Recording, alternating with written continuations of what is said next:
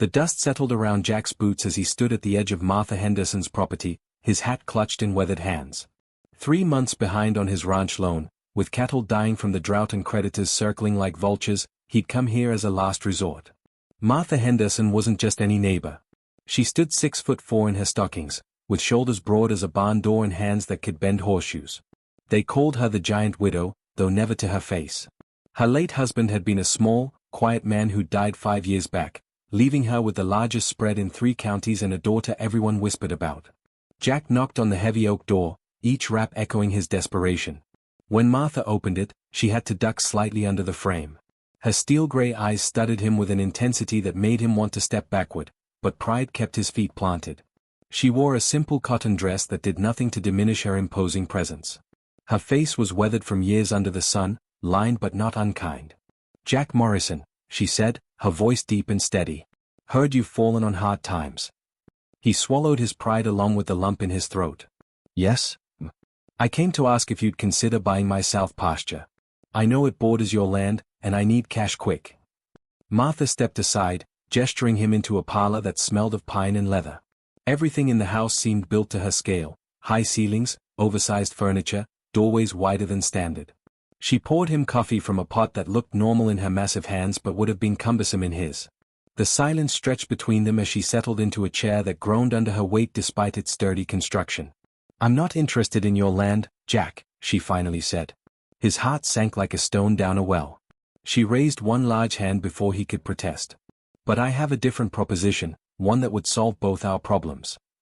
Jack leaned forward, desperate hope flickering in his chest. "I'm listening." Martha stood and walked to the window, her broad back to him. "My daughter Sarah is 23 years old. She's strong as an ox, smart as a whip, and can outwork any 3 men on this ranch. But no man in this county will court her." She turned, and Jack saw something vulnerable flash across her granite features. "They're all afraid. Afraid of me, afraid of her. She's 6'1", built like me, and men around here want delicate flowers they can protect. Sarah doesn't need protecting. She needs a partner." The coffee turned bitter in Jack's mouth as he began to understand where this was heading. "I've watched you these past 10 years, Jack Morrison. You're a good man who works hard and treats people decent. You don't drink away your pay or beat your horses. You've just had a run of bad luck that could break anyone." Martha moved closer, and Jack had to tilt his head back to meet her eyes. "Here's my offer. Marry my daughter. In return, I'll pay off every debt you have, stock your ranch with my cattle, and give you water rights to my northern creek. Your land stays yours, but you'll have the resources to make it thrive again." Jack's mind raced. Marriage was sacred, not a business transaction. But then he thought of losing everything his father had built, of becoming another cautionary tale of the unforgiving frontier. "And Sarah? Does she know about this?" "She suggested it," Martha said, a slight smile crossing her face. "My daughter knows her own mind. The question is, do you have the courage to see past what other people think and recognize a good deal when it's offered?" Jack stood, his legs unsteady. This giant of a woman was offering him salvation with strings attached that would bind him for life. He looked into her eyes and saw not just determination but hope, a mother's desperate hope for her daughter's happiness. "I'd like to meet Sarah first," he said quietly. "If I'm going to marry someone, even for practical reasons, I need to look her in the eye." Martha's smile widened, transforming her severe features into something almost beautiful. "Fair enough, Cowboy. She's in the north barn shoeing horses. And Jack? She's already decided you're worth the risk. The question is whether you'll do the same." Jack's boots crunched on the gravel path leading to the north barn, his heart hammering against his ribs like a trapped bird. The morning sun climbed higher, casting long shadows across Martha Henderson's pristine ranch. Everything here spoke of prosperity: the whitewashed fences without a single broken rail, the fat cattle grazing in endless green pastures fed by underground springs, the barns that stood solid and proud against the horizon. This was what his own place could be, should be, if only drought and debt hadn't conspired against him. The barn doors stood open, and he heard the rhythmic clang of hammer on anvil before he saw her. Sarah Henderson worked with her back to him, her shirt sleeves rolled past her elbows, revealing arms corded with muscle.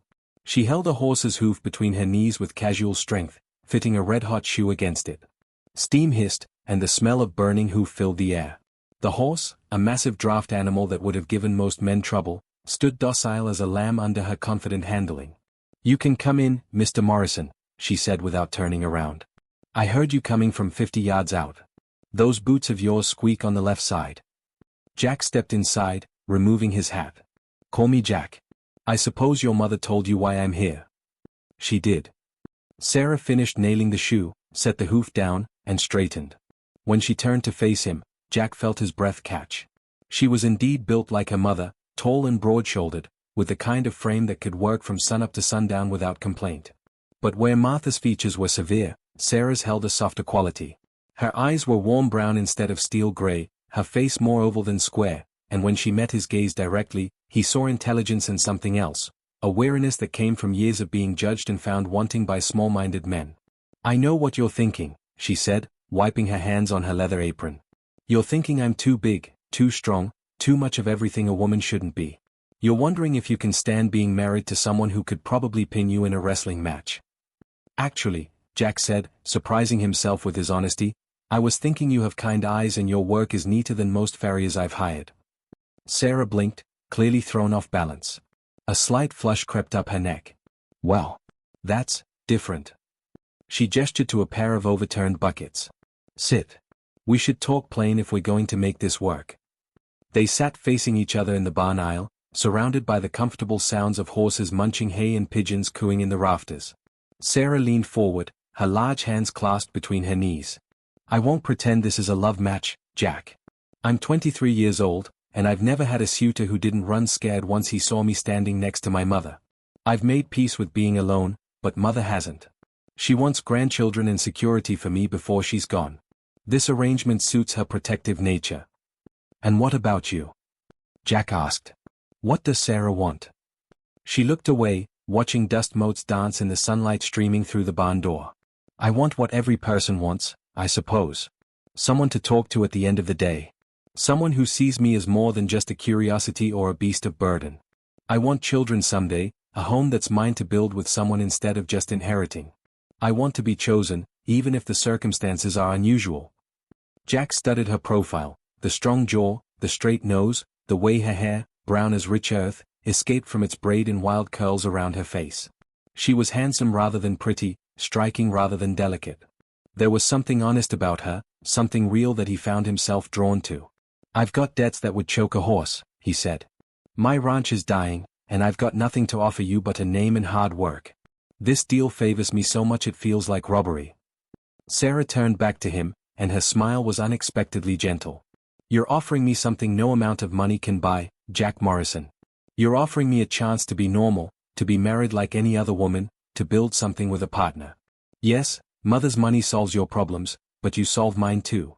We'd be helping each other. What if we can't stand each other?" Jack voiced the fear that had been gnawing at him since Martha made her offer. "What if this is a mistake?" "Then we'll deal with it like adults," Sarah said firmly. "But I think we should give it a genuine try. No marriage starts perfect, arranged or otherwise. People have been choosing partners for practical reasons since time began. Some of the best marriages I've seen started with less compatibility than we have." "We don't know if we're compatible," Jack pointed out. Sarah stood and extended her hand. "Then let's find out. Give me a week. Work here alongside me. See if you can stomach the idea of waking up next to someone like me every morning.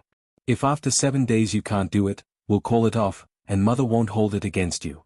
She'll even lend you enough to keep your head above water through the season." Jack took her hand. It was twice the size of any woman's hand he'd ever held, calloused from work, warm and solid. Her grip was firm but not crushing, respectful of his own strength while not hiding hers. Something passed between them in that moment, not love, but perhaps the beginning of understanding. "1 week," he agreed. "But I work for my keep. I won't be charity." Sarah's smile widened into something that transformed her entire face. "Fair enough, Cowboy. Tomorrow morning, 5 o'clock, we start mending the fence line on the eastern pasture. Bring your work gloves and whatever prejudices you have left. We'll see which ones survive the week." The rooster's crow cut through the darkness like a knife, and Jack was already pulling on his boots when Sarah knocked on the door of the guest cabin. He'd spent a restless night on the narrow bed, his mind churning through scenarios and second thoughts. But when he stepped outside into the pre-dawn cold, Sarah was waiting with 2 thermoses of coffee and a grin that suggested she knew something he didn't. "First test," she said, handing him a thermos. Can you keep up? The next 7 days rewrote everything Jack thought he knew about work, about strength, and about himself. Sarah didn't just work hard, she worked with a precision and efficiency that came from years of doing everything herself. That first morning, she hauled fence posts that would have taken Jack 2 trips, but she never made him feel less for struggling with his own load. Instead, she adjusted their rhythm, working with him rather than around him. "You've got good technique," she said around noon, watching him set a post. "You don't waste motion. I appreciate that." They fell into a pattern. Wake before dawn, work until the sun drove them to shade for lunch, work again until dinner, then sit on the porch while the stars emerged and talk. And God, could Sarah talk. She knew the name of every constellation, could discuss poetry and philosophy with the same ease she discussed cattle breeding and crop rotation. Her mother had insisted on education, hiring tutors when the local school proved inadequate. On the 3rd day, disaster struck. Jack was working on the barn roof, replacing damaged shingles, when his foot slipped. He fell backward, and the ground rushed up with sickening speed. But before he hit, Sarah was there. She'd been working below and moved with impossible speed, catching him in her arms like he weighed nothing. For a moment they froze, her face inches from his, her arms iron bands around his body. "You all right?" she asked, her breath coming quick. "Thanks to you," he managed. "That would have been a bad fall."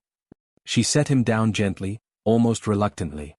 "You've got to watch those old shingles. They're slippery as ice." She turned away quickly, but not before he saw the flush on her cheeks. That was when Jack realized something had shifted. She wasn't just a solution to his problems anymore. She was becoming someone he looked forward to seeing each morning.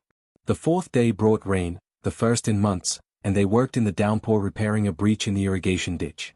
Jack watched Sarah lift a boulder he couldn't have budged and felt no shame, only admiration.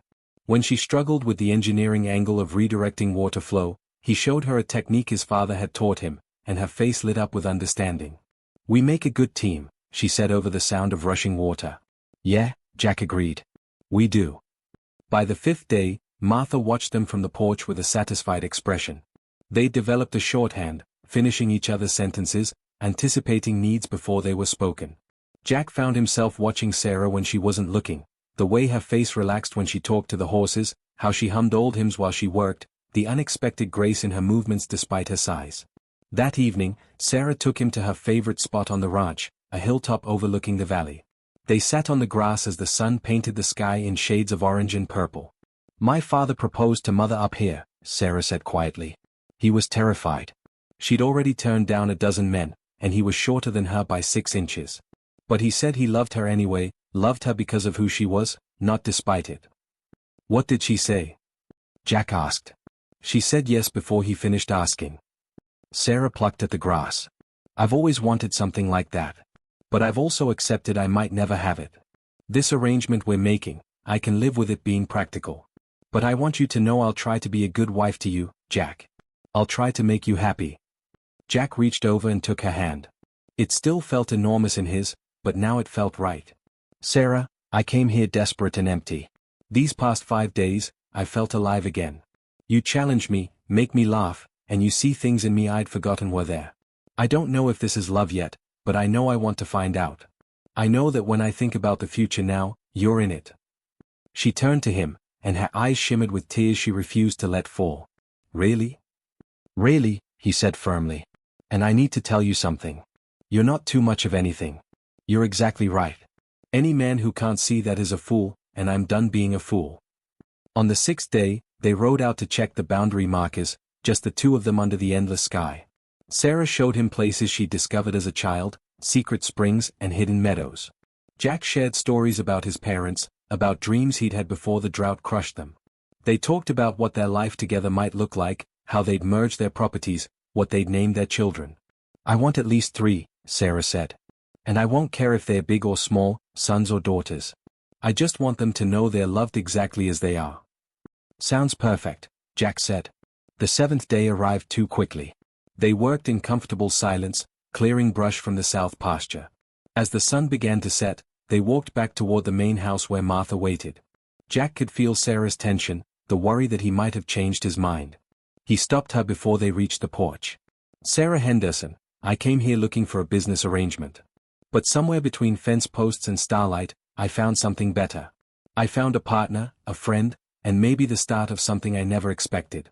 Would you do me the honor of marrying me? Not because of debts or land or practical sense, but because I want to spend my life getting to know you better. Sarah's answer was to kiss him, and Jack discovered that having someone tall enough to meet him eye to eye had definite advantages. When they finally broke apart, Martha was standing on the porch with tears streaming down her face. "About damn time," she called. "I've had the preacher on standby for 3 days now." The small white church at the edge of town hadn't seen this much activity since the Harvest Festival.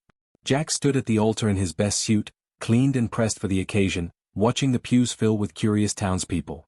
They came in droves, drawn by scandal and spectacle like moths to flame. The whispers started before the organ music did. "Can you believe it?" Mrs. Patterson hissed to her neighbor. "That poor Morrison boy, so desperate he's marrying the giant woman for her money." "I heard Martha Henderson practically bought him," someone else murmured. "Paid off all his debts just to get that strange daughter of hers married off." Jack's jaw tightened, but Martha, sitting in the front pew like a queen on her throne, caught his eye and gave him a slight nod. "Steady," that look said. "Let them talk. They always do." Reverend Thomas took his position, his Bible clutched in trembling hands. Even the preacher seemed nervous, though whether from the unusual circumstances or Martha's imposing presence was unclear. Jack's best man, old Charlie from the neighboring ranch, clapped him on the shoulder. "You sure about this, son?" Charlie whispered. Jack didn't hesitate. "More sure than I've ever been about anything." The organ music swelled, and every head turned toward the back of the church. Sarah appeared in the doorway, and Jack forgot to breathe. She wore her mother's wedding dress, altered to fit her tall frame. The simple white gown somehow made her look both powerful and vulnerable. Her hair was pinned up with wildflowers, and she carried a small bouquet of prairie roses. But what struck Jack most was her face. She was terrified. Her eyes found his across the length of the church, and he smiled. Just smiled, putting everything he'd learned about her in the past week into that expression. "I see you," the smile said. "I choose you. Come to me." Sarah's fear melted into something radiant. She straightened her shoulders and began the long walk down the aisle, her mother following as matron of honor. With each step, the whispers grew louder. Some people didn't bother to hide their stares or muffled laughter. One young cowboy near the back made a crude joke that sent snickers rippling through his row. Sarah faltered, just for a moment. Jack saw the old pain flash across her face, the lifetime of mockery and rejection threatening to overwhelm her courage. Before he could think, he stepped away from the altar and walked down the aisle to meet her. The whispers turned to gasps. This wasn't protocol. This wasn't done. Jack didn't care. He reached Sarah halfway down the aisle, took her hand, and brought it to his lips. "You're beautiful," he said loudly enough for the first few pews to hear. "And I'm the luckiest man alive." The church fell silent. Sarah's eyes filled with tears, but she smiled through them. Together, they walked the rest of the way to the altar, and if Jack's hand trembled slightly in hers, only she noticed. Reverend Thomas cleared his throat and began. "Dearly beloved, we are gathered here today." The familiar words washed over them, but Jack was barely listening. He was too focused on Sarah, on the way the afternoon light through the stained glass windows painted her face in colors of amber and rose. When it came time for the vows, Jack spoke clearly. "I, Jack Morrison, take you, Sarah Henderson, to be my lawfully wedded wife. I promise to stand by your side in good times and bad, to be your partner in all things, and to spend every day trying to be worthy of you." Sarah's voice was strong despite the tears streaming down her face. "I, Sarah Henderson, take you, Jack Morrison, to be my lawfully wedded husband. I promise to give you my strength when you need it, my heart always, and a home where you're valued for exactly who you are. I now pronounce you husband and wife," Reverend Thomas said with evident relief. "You may kiss your bride." Jack had to stretch up on his toes slightly to reach her, and Sarah had to bend down, and it was awkward and perfect all at once. The kiss was gentle, sweet, and full of promise. When they broke apart and turned to face the congregation as man and wife, the crowd's reaction was mixed. Some applauded genuinely, happy for any couple finding love. Others clapped tepidly, their faces sour with judgment. The reception at Martha's ranch was a different story entirely. The townspeople who'd come expecting a spectacle found themselves confronted with obvious affection between the newlyweds. Jack never left Sarah's side, his hand resting protectively on the small of her back. When she laughed, his face lit up. When someone made a thoughtless comment, he was quick with a sharp retort that defended his wife's honor. During the first dance, Sarah whispered, "Are you sure you can handle a lifetime of this?" The stares, the comments, the questions. Jack pulled her closer, as much as their height difference allowed. Sarah, I've spent the last week working beside the strongest, smartest, most capable person I've ever met. You saved me from falling off that roof. You taught me new irrigation techniques my father never knew. You can discuss Shakespeare 1 minute and diagnose cattle diseases the next. Anyone who can't see how remarkable you are isn't worth my concern. Or yours. But your pride, she began. My pride was killing me, he interrupted. Real strength isn't pretending you don't need help. It's accepting help from those who offer it and giving everything you have in return. You offered me more than money, Sarah. You offered me partnership. That's worth more than any pride. Martha approached as the dance ended, her eyes suspiciously bright. Take care of my girl, Jack Morrison. With everything I have, he promised. And Sarah, Martha turned to her daughter, you take care of him too. Marriage is a partnership, not one person carrying the other. I know, Mama. Sarah hugged her mother, and Jack watched the two giant women embrace, thinking how small the world had become in its thinking, unable to see the extraordinary in front of it. As the sun set on their wedding day, Jack and Sarah stood on the porch of what was now their combined property. The stars emerged one by one, the same stars they'd sat under during that week of discovery. Sarah leaned against the railing, and Jack stood beside her, their fingers intertwined. Are you happy? She asked. Jack considered the question seriously.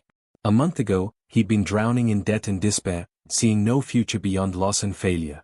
Now he had a wife who challenged and complimented him, financial stability that came with the responsibility to prove himself worthy of it, and a partnership that promised to make both of them better than they were alone. Yes, he said simply. Are you?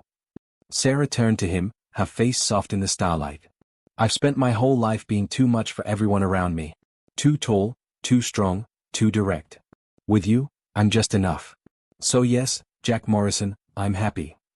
They stood there in comfortable silence, two unlikely souls who'd found exactly what they needed in each other. Tomorrow would bring work and challenges and probably more whispers. But tonight, they had each other, and that was more than enough. 6 months after the wedding, Jack woke before dawn as always, but now it was to the warmth of Sarah beside him. They'd built an addition onto his old ranch house, expanding it to accommodate their needs. Sarah had insisted on keeping his family home as the heart of their operations, though Martha's ranch remained under their management. The combined property was now the largest operation in 4 counties. Jack slipped out of bed carefully, but Sarah's eyes opened immediately. She never slept deeply, a lifetime habit of being ready for anything. Morning, she murmured, stretching. The bed frame creaked, they'd had to reinforce it twice already. Big day. Big day, he agreed. Today they were hosting a meeting of the Cattlemen's Association, the first time the group had convened at the Morrison-Henderson Ranch. It was a test, Jack knew, of whether the community would accept their unconventional marriage as legitimate or continue treating it as a curious aberration. By 8 o'clock, the yard was filled with wagons and horses. Ranchers from across the territory gathered, ostensibly to discuss water rights and cattle prices, but really to see for themselves how Jack and Sarah operated. Martha had declined to attend, sensing her presence might overshadow the couple's need to establish themselves as partners in their own right. Jack stood on the porch to welcome everyone, but it was Sarah who called the meeting to order in the barn they'd converted into a conference space. Her voice, strong and clear, cut through the murmuring crowd. Gentlemen, thank you for coming. My husband and I appreciate your willingness to meet here. She gestured to a large map of the territory spread across a table. We've asked you here because we've discovered something that affects all of us, and we need to coordinate our response. The ranchers exchanged glances. They'd expected social niceties, not business immediately. Old Tom Hendricks, the most respected rancher in the territory and the hardest to impress, leaned forward. What kind of discovery? Jack stepped up beside Sarah, their practiced partnership evident. Sarah found a new underground spring system while surveying our combined property. It's large enough that, if properly managed, it could support irrigation for most of the ranches in this valley, ending our dependence on the increasingly unreliable creek systems. Interest rippled through the crowd. Drought had plagued them for 3 years. Water meant survival. But, Sarah continued, developing this resource requires cooperation. We need to survey each property to map the aquifer, determine sustainable extraction rates, and create a fair distribution system. This can't be a situation where the strongest or wealthiest control access. It needs to be managed for the good of the whole community. And what do you want in exchange for this information? Someone called out suspiciously. Access to that spring system could make you rich. Jack shook his head. We want stable neighbors, healthy cattle markets, and a community that survives the next drought. Our ranch does better when your ranches do better. We're proposing a cooperative water system with governance by elected representatives from member ranches. The meeting lasted 4 hours. Sarah's geological knowledge amazed the men who dismissed her as just an oddly large woman. Jack's diplomatic skills smoothed over conflicts before they erupted. Together, they answered every question, addressed every concern, and by the time the meeting adjourned, they had unanimous agreement to move forward with the water cooperative. As the last wagon pulled away, old Tom approached Jack on the porch. Morrison, when Martha first proposed this match, I'll be honest, I thought she'd lost her mind. Thought you'd married for money and that was the end of it. Jack stiffened, but Tom raised a weathered hand. I was wrong. Dead wrong. You two work together better than most couples married 20 years. And that water cooperative idea? That's leadership this territory needs. You've got my respect, both of you. Sarah emerged from the barn carrying survey equipment, and Tom tipped his hat to her. Mrs. Morrison. Remarkable presentation today. Thank you, Mr. Hendricks. That means a great deal coming from you. After Tom left, Sarah set down her equipment and wrapped her arms around Jack from behind, her chin resting on top of his head. We did it. You did it, Jack corrected. That was all your discovery, your research. But your diplomacy, she countered. I'd have alienated half of them in the first 10 minutes with my bluntness. We balance each other. That evening, they rode out to check the herds, another daily ritual they'd established. The cattle were thriving on the new grass, fat and healthy. Jack's original stock had been integrated with Martha's superior breeding lines, creating a stronger combined herd. Everywhere Jack looked, he saw evidence of successful partnership. The repaired fences that used his technique and her strength, the irrigation system that combined their knowledge, the ranch house that blended both their histories. I've been thinking, Sarah said as they watched the sunset paint the sky in familiar oranges and purples. About expanding into horse breeding. We have the water now for additional pastures, and I've always wanted to develop a line of draft horses suitable for this territory. I've been thinking about children, Jack said. Whether we're ready. Sarah turned to him, surprise evident on her face. Really? Really? This place, what we're building, it deserves to continue. And I want to be a father. Especially with you as a mother. Our kids will be lucky, whatever size they turn out to be. Sarah's eyes grew bright. Jack Morrison, you continue to surprise me every single day. That's the plan. Keep you on your toes for the next 50 years. They dismounted and stood looking out over the land they'd built together.